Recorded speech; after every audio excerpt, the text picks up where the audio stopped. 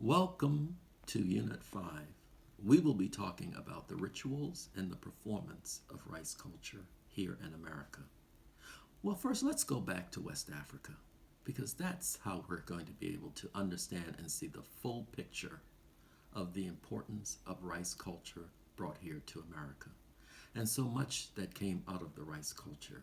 For instance, dancing, song, music, depending on the season, the time of the year, depending on what's needed in the course of a day. There were specific songs that would be sung in terms of carrying a basket with rice, in terms of carrying the rice itself from the nursery to be planted, and the many dances that derived from rice culture. Dances such as the twist, the boogaloo, the shag, the Charleston.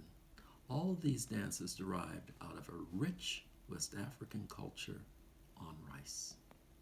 And for performances, when people are out in the rice field, it's nothing but a performance in terms of the way they walk, their behavior, the time of day they're out in the rice fields, if it is very early in the morning, if it's very late in the evening, or when the birds come through.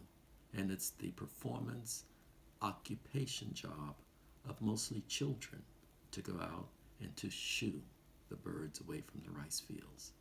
Or if we go to the rice locks itself, where young kids were usually in the water with a bar of soap, making sure that every 2 or 3 minutes or so, hands are washed to make sure that if there are any suds, that's a good sign. But if there are no suds, that's an intrusion of salt, and that can damage a crop for 7 years or more. So the performance of watching the kids in the water, making sure that the salt intrusion doesn't come in, to the women and men walking the fields, carrying bundles of rice stalks on their head, baskets, and also the willowing of rice, removing the chaff and the husk from the rice. That ties into the Charleston and the shag and the twist. So from any great agricultural feat, performances, rituals are always a derivative of the existence of one working in the fields.